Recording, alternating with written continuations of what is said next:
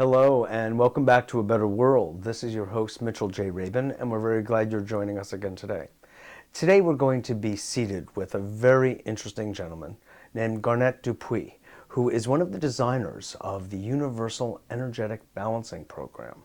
He has a background in research and development of mind-body technologies and is going to explain to us what this most unique, innovative program is.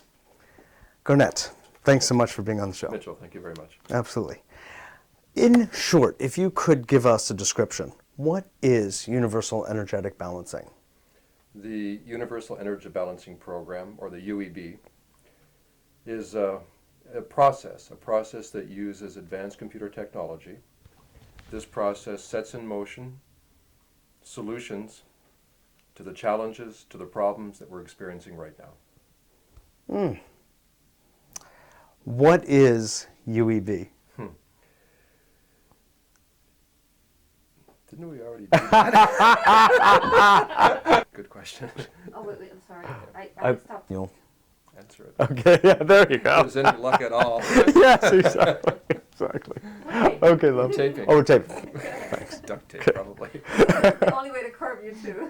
Okay, that's right. Put it on, shine the light. I think. Garnett, what is Universal? You did bring extra. These are going to be like outtakes for Foundation of Energetic Transformation. Believe me, they'll all be at that moment. Exactly. Sign me up, whatever these guys are on. Exactly. That's right. You will no longer have bad hair days. Oh. That's right. What else? Cellulite? That's right. God, exactly. Solutions to everything, folks. It's great.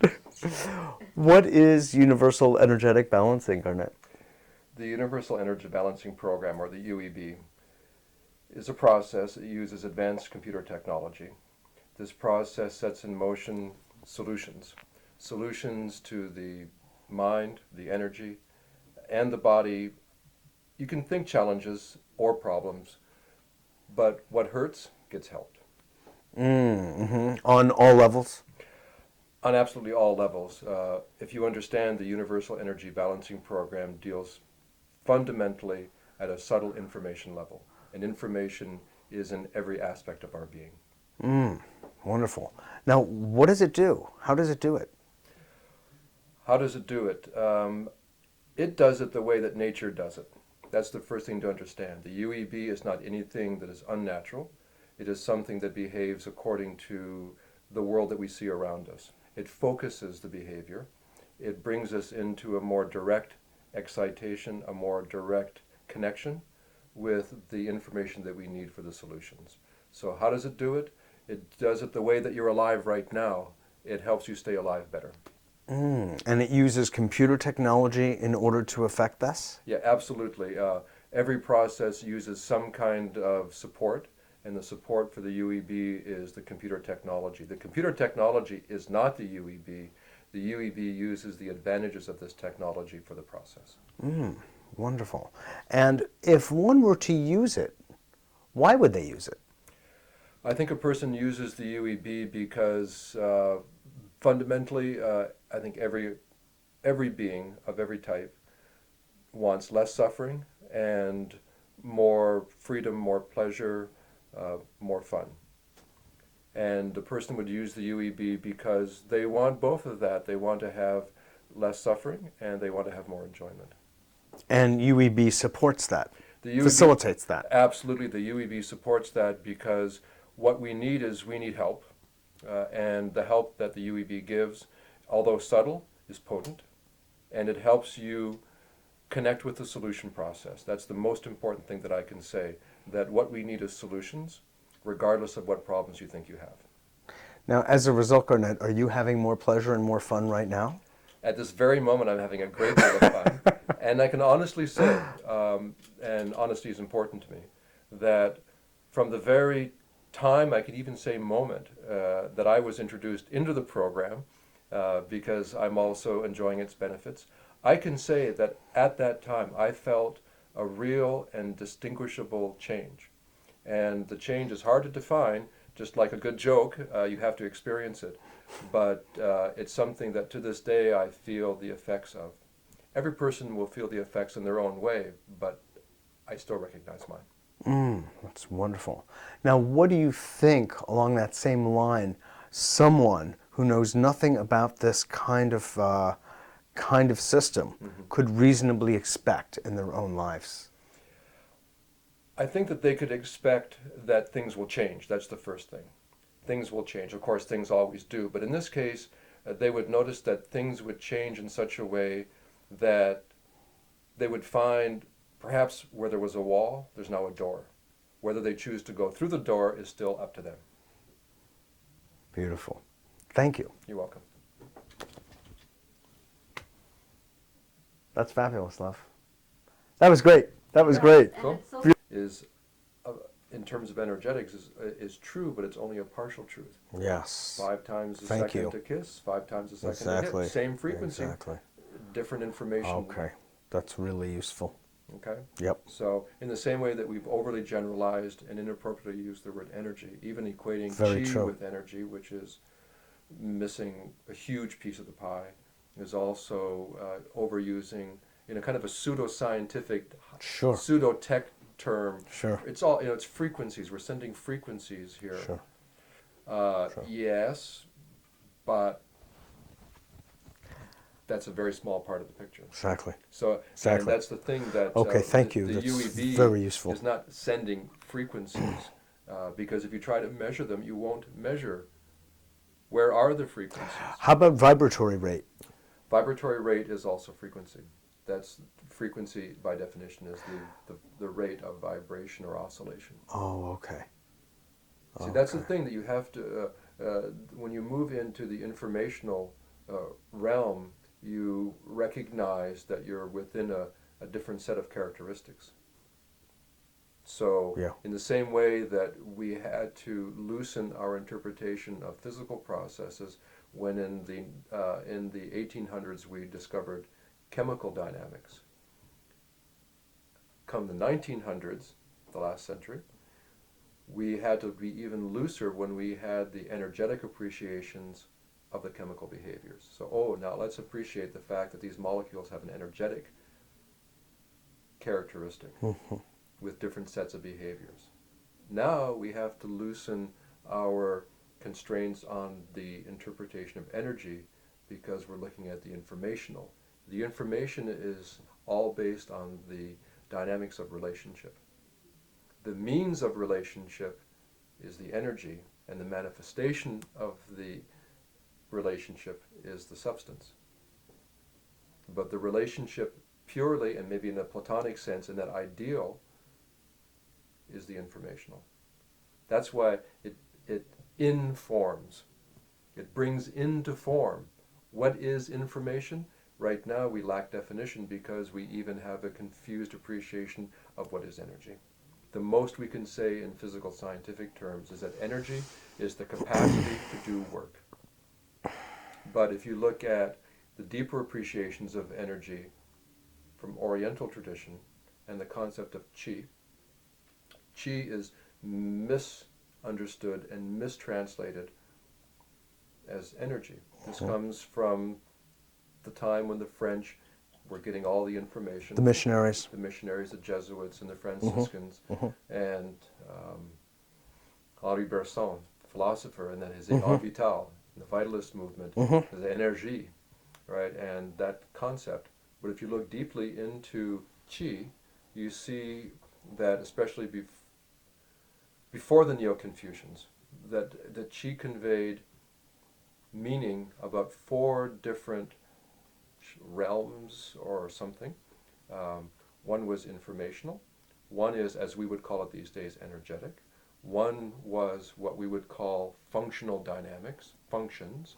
And the last is substantial, as subtle substance. After the Neo-Confucians, there was a word that evolved that's not used anymore in the interpretations, but is still appreciated in the classics. There's Qi and there's Li. Li is the pure information. Li as in the separating line between yin and yang. That is Li. I know. So how does this energetic behavior proceed? It proceeds because of Li, the threshold of relationship. It is also the definition of reason.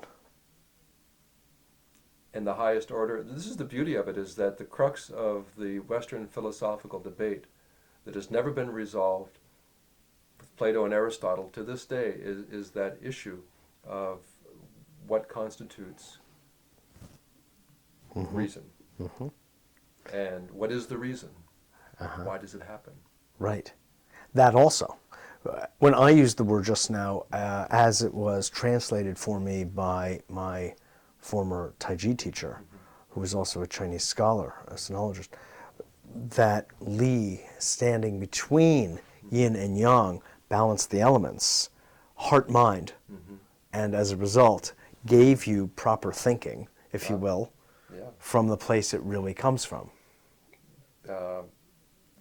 The theory of yin and yang holds this secret, holds this treasure. And does what I say make sense to you? It makes total sense, right. In terms of the evolved appreciations in quantum physics. You start to end up with this thing called Johnson noise. Johnson noise is the remnant, the informational remnant of the Big Bang, if you buy that theory. And it's detected as that tensional releasing interface of the yin and the yang. That's the Johnson noise. I see. Meaning that that's the information that was there in the beginning and remains to this day, and guides as Li, the Qi that we know as yin and yang. So yes. the one becomes the two, and the two becomes the three. many. Mm-hmm. Yep, And exactly. three becomes the many. Right, sure. Yeah, that's the mistake in digital. Uh-huh. It's Right? not binary. It's I not mean, the universe is not binary. No, there's right. three. Exactly. And when you catch the Li, that becomes it. That's the gift that we Exactly. got through, well, we won't go too far, but... No, it's hey, I'm Leibniz. right with you. What? Leibniz, right? Leibniz was one of the great benefactors of the movement of the knowledge from Neo-Confucian China through the Jesuits and the Franciscans. He supported it and utilized it. And Leibniz, in his philosophy in the West, birthed, along with the fact of calculus and computation with Newton, although they weren't really in competition, the binary principle that gives us digital technology today. What is still lacking is that the two have not yet become the three. And this is what we're on the verge of with the deeper appreciation of binary processed information, is that the information relationship, the simple relationship that exists in processes, is going to, I believe, give us finally the three. When we get the three, we'll have the many. Oh, God. And do you think that will be able to be reflected in computer technology? I think it's inevitable. I think what we have here is the potential for the final maturation of the heart of Western philosophical debate, at the same time as a final clarification of the West's interaction with the East. I think that we will finally know what is Qi when we discover through our binary exploration of information what is Li. Beautiful. Beautiful. This is the threshold on which we stand. Now, This is, by the way, this is where computer activity becomes artificial intelligence. This is the link. This is the emergence of intelligence in device, because the basis of our device is binary computing, and it is only data. What turns data into, well, first there's stimulus. Data into living information? Well, this is the cascade as I see it. If you take stimulus and combine it with awareness, that becomes data. Data plus awareness becomes information. That's where we are. Okay. Information I got it. plus awareness becomes knowledge. And Knowledge plus plus becomes wisdom. Becomes wisdom, and wisdom plus awareness becomes emptiness. We have finally entered the true void. Which we have never left. That's right, In any exactly. case. We've just been living devoid of void. Devoid of void. Now, I want to come back to something very fundamental in my understanding, as I was taught, was that she, the ideogram of which, shows the steam rising from millet. Yes. And if you have that as your fundamental understanding, that interesting process of vaporization, you have an understanding, really, of alchemy. Yes. The cloud. Of this change of substance. Yeah. And the airy quality. I mean, you know, there are a couple of different characteristics to it. But interesting. I appreciate it. Yeah. I appreciate very much what you're saying. It's on target. Julie, on Standing on the target. cliff, staring at the Please come floor. in. Please come in. We're done? Are we done? No, we're not. Okay. So, Garnett, how does...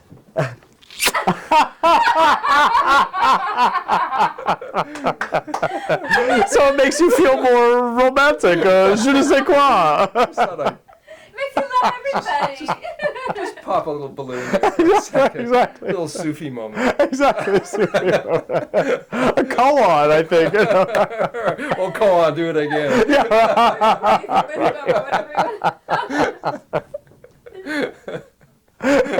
It is about spreading love, folks. Chris is going, this is not, I don't think it's going to take 3 minutes. Yeah, right. This is right. This is not right. So just how does it work there, Garnett? I think you better ask that question Okay. again. How does UEB work? As far as a person being involved in the UEB, what you would do is simple.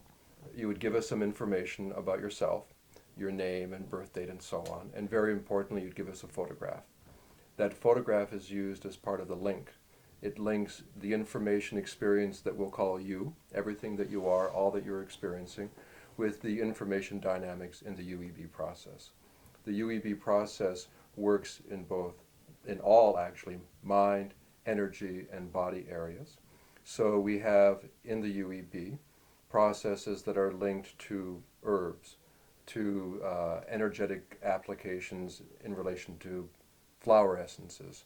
We have sacred geometry. We have the more high-minded affirmational aspects of psychology. There are a number of different categories that we use that you may recognize separately outside in different therapies, in different traditions.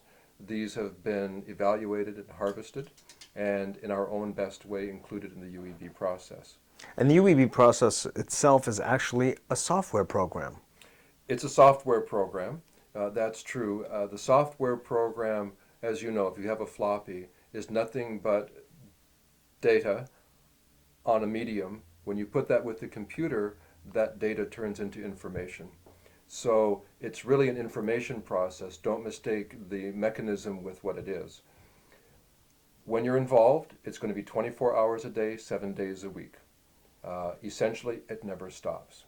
People are receiving or interfacing with this information Exactly right. in that kind of volume, 24/7. It never stops. That's one of the basic beauties of it. Now, within the 24/7 process, there are phases, there are cycles, there are even aspects where you are individually assessed and individually stimulated according to the things that you best respond to.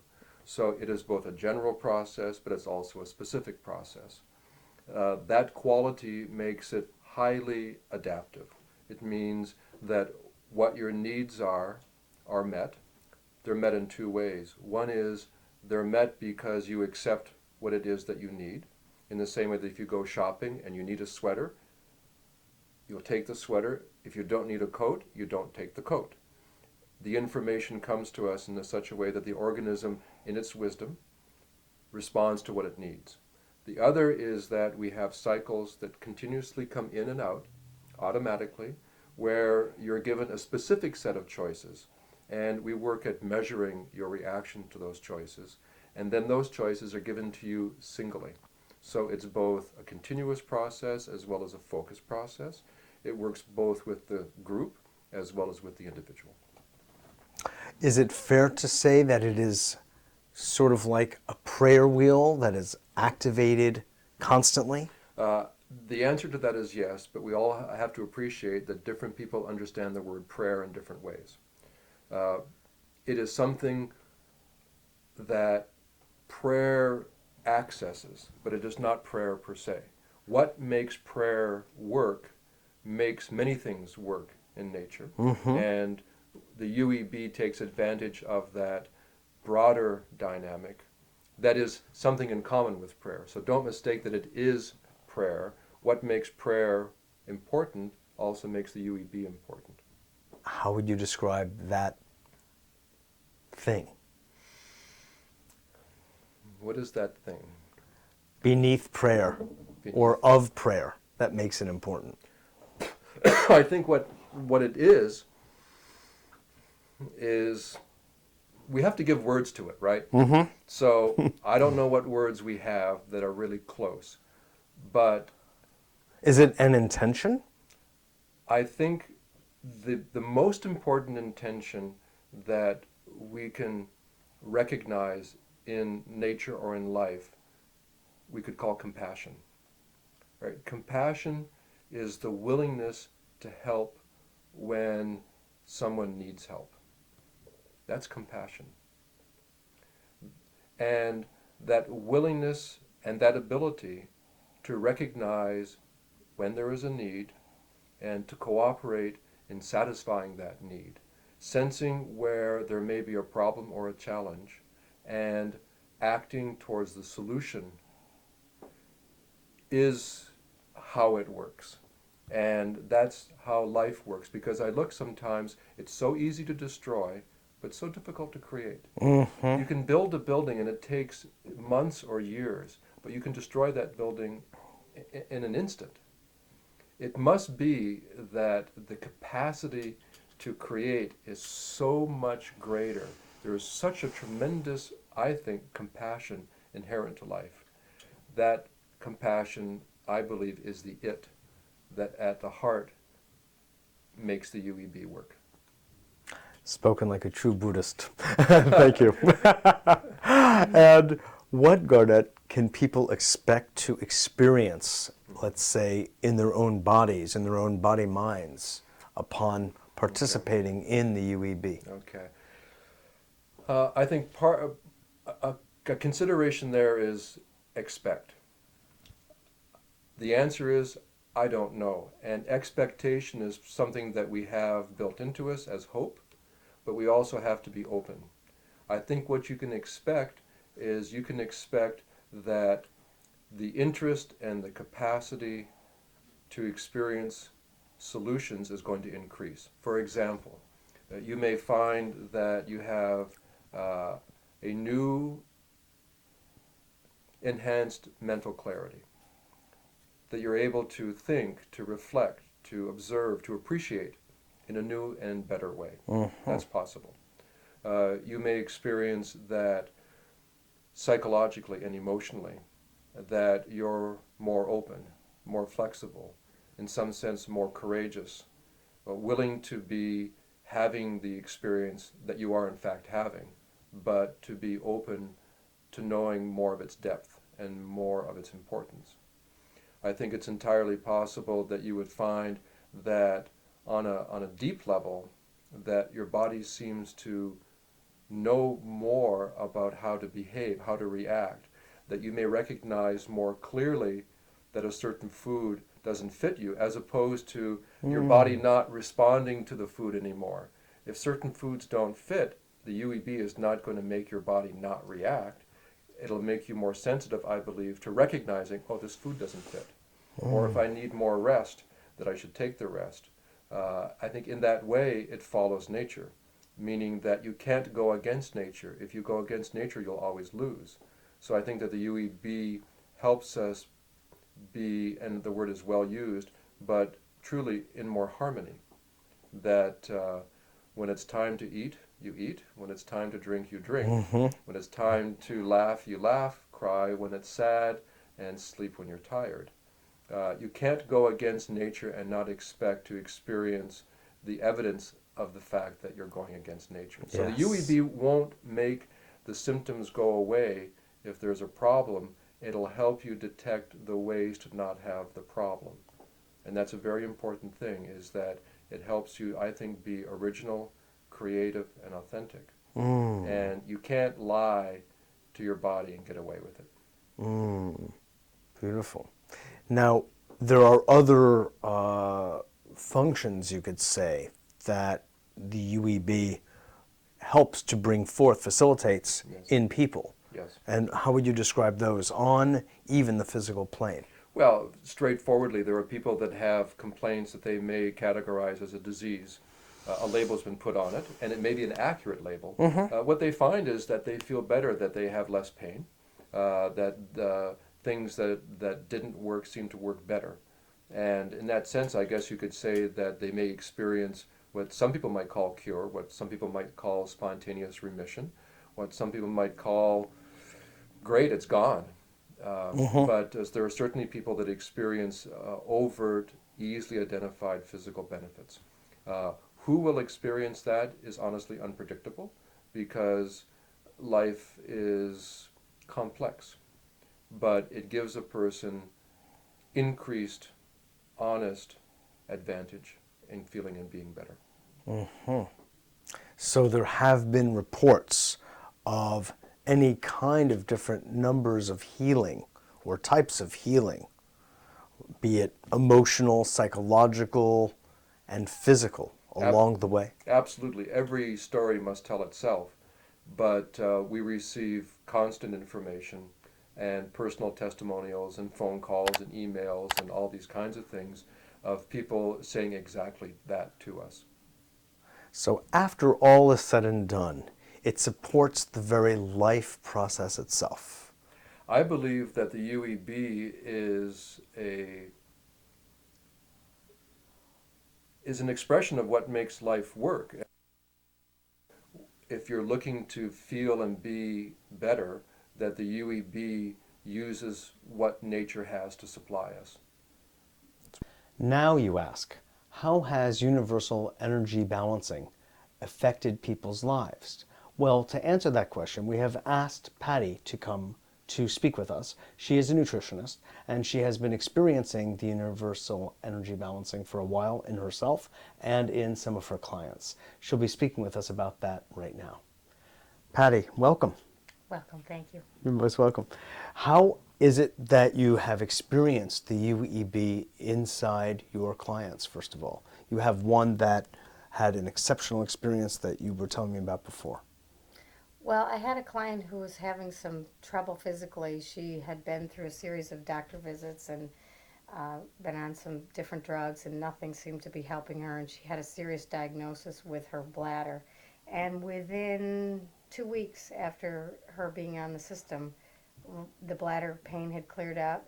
She had said to me recently, this was several months ago, she was put on the device, and she's been out of her symptoms for that length of time. And then she just said to me recently that she started dreaming, and she never dreamt since she was a child, and her dreams are more vivid now, and she's actually going into more dream states. She's remembering her dreams. Right. Sure.